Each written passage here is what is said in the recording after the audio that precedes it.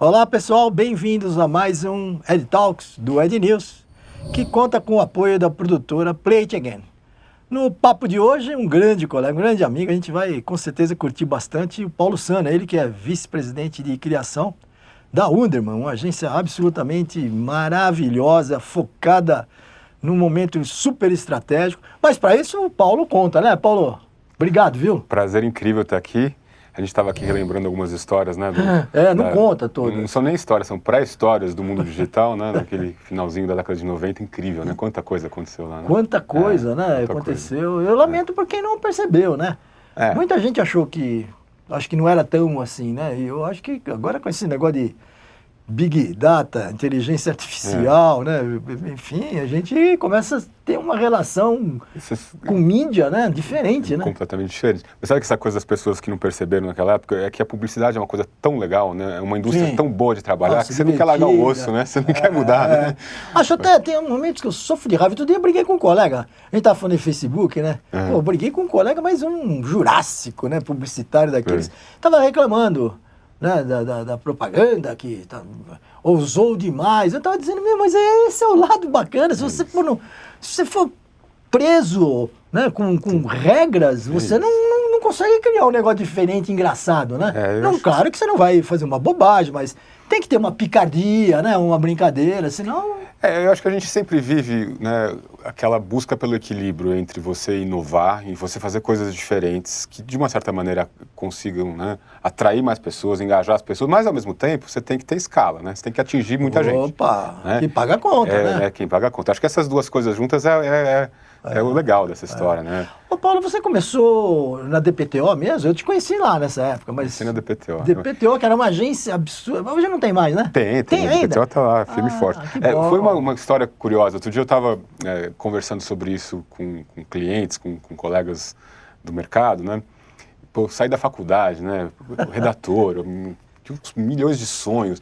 Naquela época você queria fazer campanha de chocolate, campanha de sei lá, de lingerie, de moda, né? Essas coisas, né? As grandes marcas de consumo, era aquele momento, né? Sim. E aí eu estava nessa agência, que era a DPTO, e que tinha uns clientes esquisitos, umas coisas só assim, tinha lá... Tudo tecnologia, né? Lotus, da IBM, aí tinha campanha da Oracle para fazer. Terra também, né? Antes de ser Terra, né? Intel. Aí entrou o ZAS, né? Que era um provedor... E eu pensava assim, meu Deus, né? Onde eu fui parar, né? Não era isso que eu queria para minha carreira, eu queria outras coisas, né? Mas a vida nos leva... Incrível, né? Aquilo virou mainstream. E você conseguiu, hoje na Wunderman, levar todo esse know-how, essa experiência do digital para um dia a dia de agência? Porque, de verdade, Paulo, até hoje eu percebo, né, nas agências tradicionais, um certo desconforto ainda. Já estão entrando, porque estão vendo que sem o digital não tem negócio, né? Como você mesmo falou, né? Mas como é que você viu isso e já entrou direto? Eu acho assim, quando lá atrás a gente estava desbravando essa história, né, o digital tinha muito a ver com você fuçar nas coisas, você encontrar os pequenos truques, entender a tecnologia, mas não é mais assim, né? O digital virou uma grande força transformadora. Facilitou, né? O digital é o que define a cultura hoje, né? E a cultura é o que mais influencia na propaganda. Então, o que eu falo é o seguinte, não tem hoje realmente diferença entre... digital, né, e o offline. Não tem. O mundo que a gente vive é um só.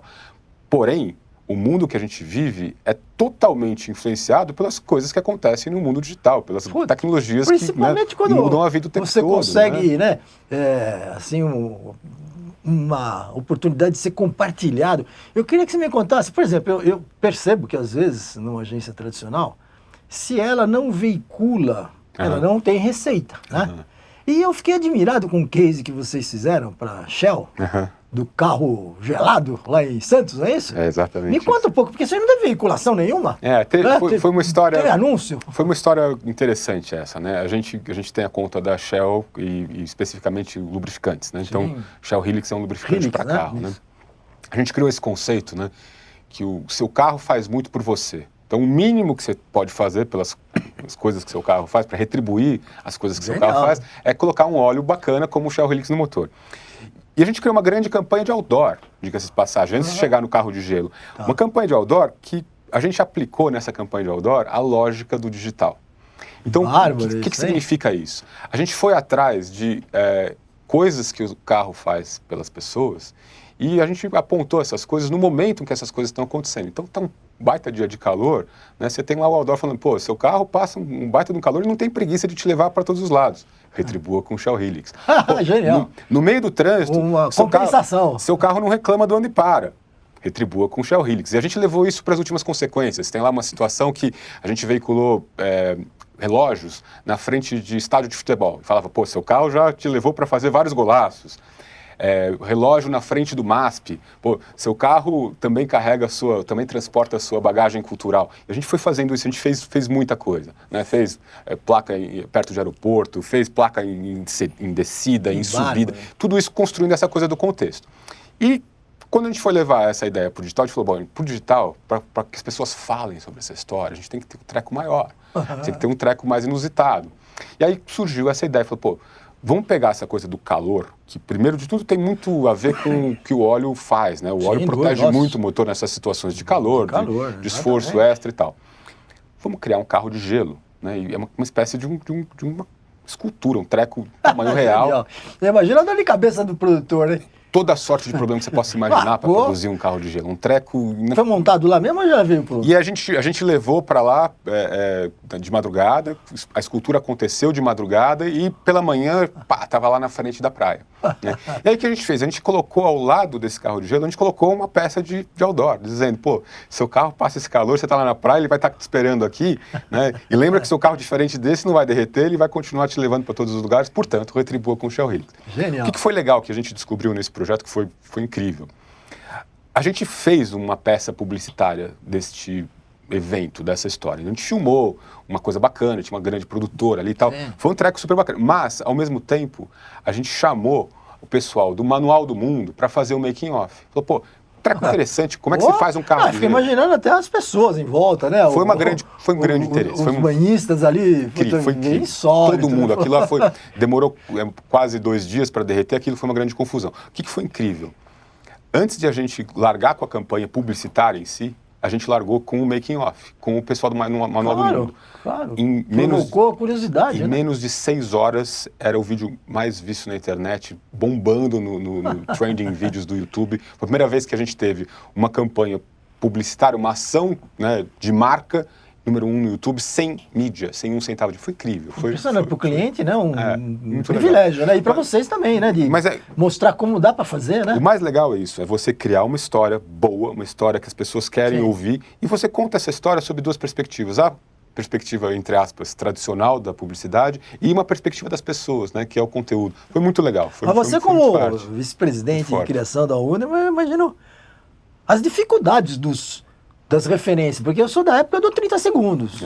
Putz, vai tirar 30 segundos da minha cabeça, vai demorar ainda, acho que 1 milênio, né? E hoje não é tão mais funcional, é funcional, mas o storytelling é muito mais funcional, né, do que, às vezes, um 30 segundos, que reforça o awareness da marca, claro, faz o seu papel. Mas é curioso quando você, né, incorpora uma história junto, né, um storytelling, né? E também... Eu diria que vejo um dado curioso. Na minha época, o comercial de 30, ele acabava com pack shot.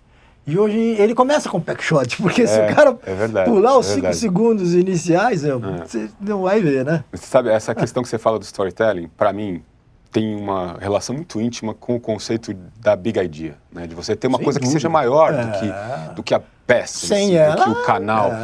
A gente não deveria falar de comercial de 30 segundos, ou de vídeo para o YouTube, ou de banner. A gente deveria falar da história, né? Qual que virou padrão naquela época, eu acho, né, Paulo? Acho que sim. Acho que a televisão cresceu tanto naquela época, minha visão, né? Que aí o anunciante e a agência ficaram pequenininho. E aí ficou limitado, porque no passado, lá atrás, eu me lembro, na década de 40, nos Estados Unidos, quem inventou a novela foi a Procter & Gamble. Procter & Gamble. Então, a propósito, até hoje, lá eles chamam novela de soap opera. Por causa ópera do sabão, por causa do sabão. Né? Depois a Unilever fez isso no Brasil, a Lever, e aí... Mas tinha tempo, né? Você ia lá e produzia. Quem, na verdade, produzia não era a TV. Aí a TV cresceu, ficou 30 segundos. Isso mesmo, e agora acho que começa a voltar tudo de novo, né? Ou seja, começa a ter espaços, né? A gente estava falando aqui do carro de gelo, né? É a história, né? Pô, fizeram um carro de gelo, as pessoas querem ouvir a história. Aí depois você conta essa história de um monte de gente. A primeira vez que eu acho que aconteceu, que eu pelo menos participei de um negócio que realmente foi incrível, foi na época que eu estava na Macan, foi 2007, se não me engano, com a Adriana Cury. Opa, a Adriana Cury é muito louca, né? Ela doida! Queria fazer as coisas, ela tinha uma coisa de trazer para o Brasil. Eu acho que foi o primeiro lugar que de verdade colocou essa ideia de vamos contar uma história maior e depois a gente faz a campanha dessa história. Né? E lá, eu me lembro, acho que foi um dos episódios mais marcantes da minha carreira. Assim. A gente fez lá um projeto que você deve lembrar, que foi o Viajante Mastercard. Sim. Né? Foi uma coisa incrível, a gente estava numa reunião, uma discussão sobre o briefing, né? Qual que é o briefing? A percepção sobre a aceitação da Mastercard. As pessoas acham que Visa é aceito em todo lugar e Mastercard não é. Como é que a gente resolve esse problema? Vamos fazer uma campanha assim, assado e tal. E na hora eu falei, pô... E necessariamente não é reforçar a marca, né? A gente não tem que fazer campanha. Não precisa reforçar a marca. Não é campanha isso aqui. A gente tem que pegar... Campanha é uma consequência. A gente tem que pegar um cara, levar ele para muito longe, manda ele pro norte...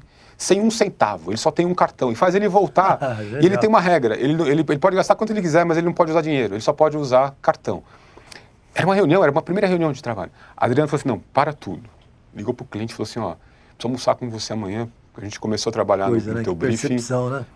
Ela foi almoçar com o cliente, que era a Bia, falou assim, a história é essa, nós não vamos fazer uma campanha, nós vamos fazer uma viagem. O cliente falou, é isso. Está aprovado, façam. No dia seguinte, a Adriana que chamou... Custo de produção baixo, né? Tem uma equipezinha... uma equipe de produção acompanhando. Mas o que ela fez? Ela chamou a agência inteira e falou assim, olha só, a nossa campanha não é uma campanha sobre um produto, é uma campanha sobre uma viagem. Nós vamos pegar um cara, nós vamos botar esse cara para viajar, e a campanha inteira vai ser contando o que esse cara fez. O que aconteceu? Foram quase 3 meses. Só eletrônico ou tinha impresso foi também? Tudo. Foi TV, foi internet, foi eletrônico, foi rádio. Tinha uma música da campanha que veiculou em todas as rádios. Coisa bárbara. O que era incrível? Ele teve um roteiro, ele passou por, sei lá, quase 30 cidades, se eu não me engano, foram quase 3 meses de campanha. Cada cidade que ele chegava, antes dele chegar, entrava a equipe de ativação da Mastercard e virava todos os estabelecimentos. Nossa, olha que goodwill paralelo, né? Tinha nada a ver. Mas... Ali eu acho ali que foi incrível. A gente viveu, todo mundo que participou dessa campanha viveu muito intensamente esse modelo. E é legal, até hoje, de vez em quando, eu encontro pessoas que lembram disso ou participaram disso. Uma história muito diferente. Genial, parabéns.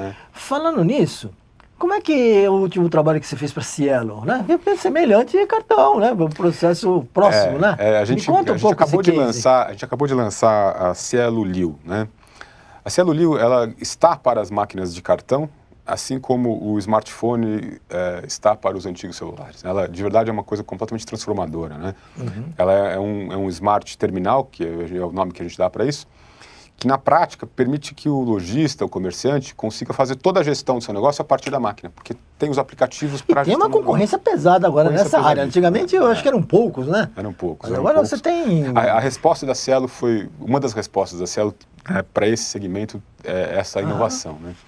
E a gente estava discutindo esse produto, ele é um produto que ele permite, por exemplo, que o lojista, o dono do restaurante, faça a gestão de fila, estoque, todo o controle financeiro. Né? Recebe rápido? Uma das críticas, às vezes, queixa que ele vai além dessa coisa do pagamento. Ele é um sistema de gestão. Ele é como se fosse um ERP, aqueles sistemas sofisticados, que, por exemplo, a SAP ficou muito conhecida por isso, só que pocket. Mesma coisa que a gente vive nos nossos aplicativos, só que para a pessoa jurídica. E aí, quando a gente estava pensando nessa campanha, a gente pensou assim, puxa vida, né? O mundo digital, com as novas tecnologias, né, vem revolucionando nossas vidas há bastante tempo, né? Cada ano, novidade, cada momento, né? Muda tudo de cabeça para baixo. Só que é o seguinte, se você tem um varejo, se você tem um restaurante, um pequeno negócio, você ainda convive com problemas que estão aí há séculos. Dá um exemplo. Restaurante na hora do almoço, a hora que pagar a conta. É um inferno. A gente conversou com o garçom. O cara reclama. O garçom falou assim pra gente, Paulo, chega 20 para as 2, 15 para as 2, a gente começa a não olhar mais para a cara dos clientes, porque a gente sabe que ele vai pedir a conta e vai demorar para chegar, porque o caixa está lotado. Essa máquina, o garçom na hora, ele fecha a conta e emite nota fiscal ali na mesa. Né? Mesma coisa estoque, né? Pensa o cara que trabalha numa loja de sapato, né? O cliente pede um sapato azul 36, ele sobe no estoque, pô, não tem o azul 36, ele tem que trazer aquele monte de caixa, fica aquela confusão, porque ele não tem acesso ao estoque na palma da mão. Agora, com essa máquina, ele tem acesso ao estoque na hora ali, né? Então, são coisas que até pouco tempo atrás estavam disponíveis apenas para as grandes empresas, para os grandes varejistas, e agora está na mão de todo mundo, tem essa democratização da tecnologia. É uma grande revolução, finalmente. Quando a gente chegou nessa coisa da revolução, a gente pensou assim, pô, estamos falando com muita gente, né? Estamos falando com gente de pequeno negócio, estamos falando com gente de grande negócio, estamos falando com dono de loja de sapato, dono de loja de roupa, restaurante, posto de gasolina, padaria, floricultura. Inteiro, né? Temos que ter uma coisa universal, que todo mundo se conecte, tem uma coisa alto astral, né? Só que vai acabar com muita dor de cabeça desses caras. E aí a gente trouxe uma versão da música Revolution dos Beatles para contar essa história, um jeito mais fácil. Que é uma emoção mesmo. Então põe a música Revolution, ficou um material John incrível. Lennon, Paul McCartney. John Lennon, Paul McCartney. John Lennon, Paul McCartney. Fica tudo mais fácil com John Lennon e Paul McCartney. Metade da história está contada. A música tem essa coisa, né? Você não pensa, né? A música mexe com as tuas emoções, ela vai a gente está aqui numa produtora de áudio, né? Produtora de áudio, incrível. Também vídeo, mas é incrível, né? Às vezes eu lamento como algumas empresas, principalmente a própria emissora de rádio, viu? Que eu conheço bem. O cara, para no afã de quebrar o galho do cliente e da agência, não cobra para fazer o texto. Mas é um texto horrível, pô.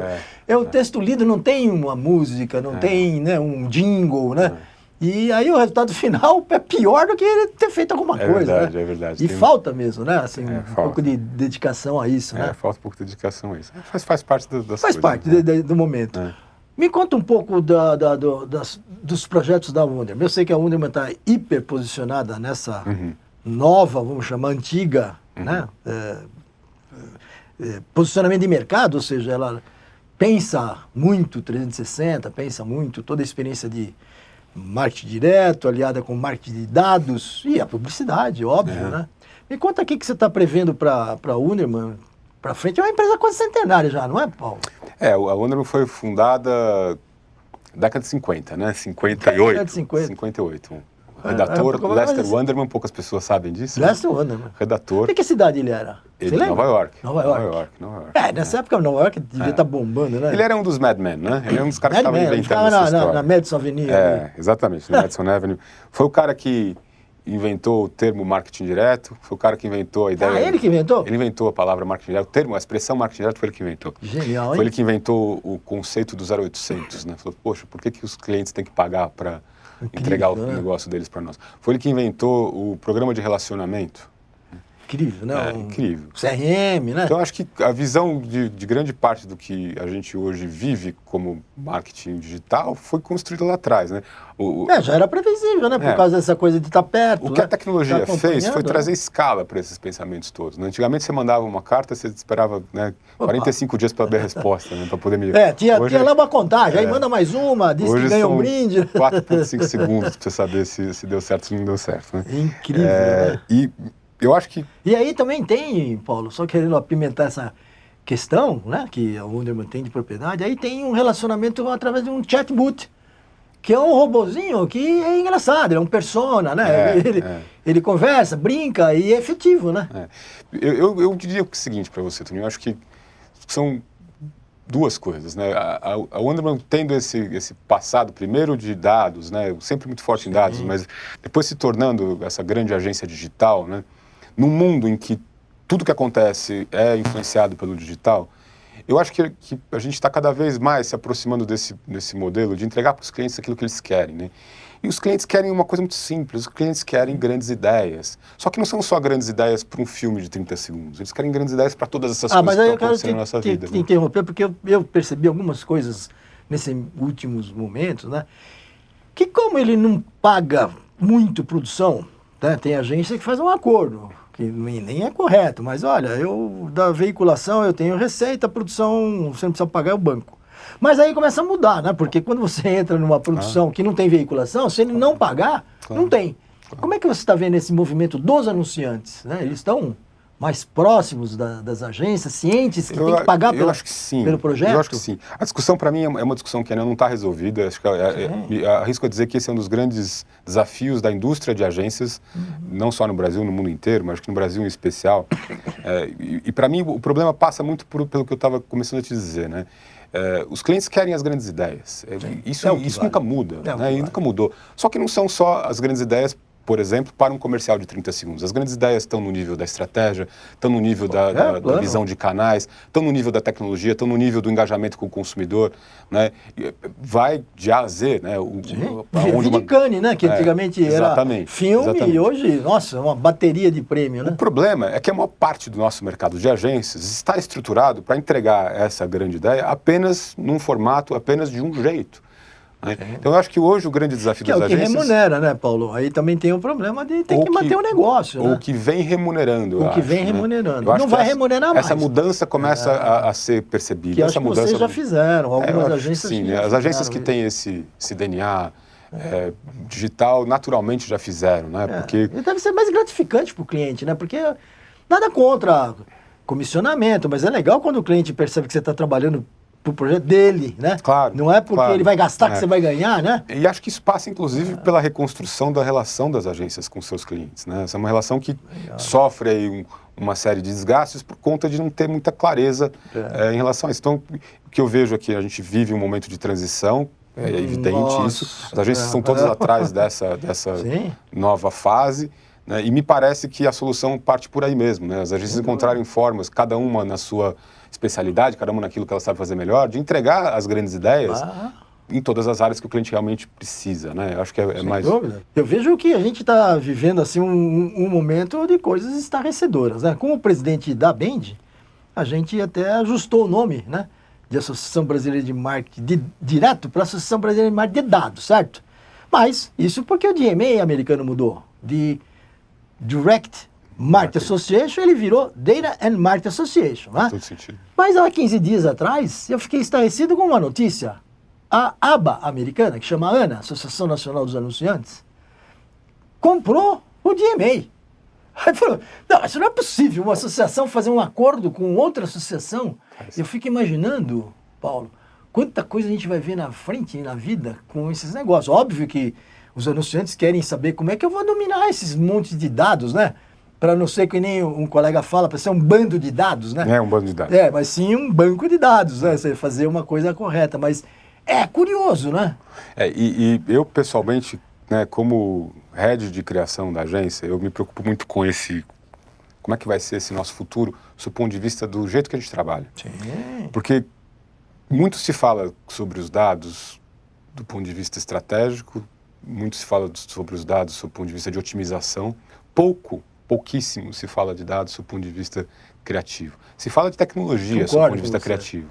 Dados, efetivamente, pouco se fala. E, para mim, a grande transformação que vai acontecer é que a gente, como criação, a gente vai deixar de pensar a peça publicitária, seja ela em qual formato.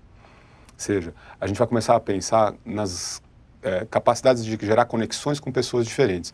Eu vou para uma campanha, eu não vou mais produzir uma peça, eu vou produzir assets que vão ser digitalmente montados para falar com o Toninho. Com ele, com esse perfil, isso de A a Z, né? Sem ser chato, né? Sem pertinente, é isso. Eu acho que o grande papel que a inteligência artificial vai ter nas nossas vidas, publicitários, criativos, vai ser ajudar a gente a contar múltiplas histórias, ou pegar uma história e contar essa história de muitas formas diferentes, de acordo com cada pessoa. Isso exige que o criativo entenda coisas que hoje ele não entende, vai exigir parcerias que as áreas de criação hoje não estão preparadas para isso. Tem muita coisa para acontecer, né? Acho que a gente está só...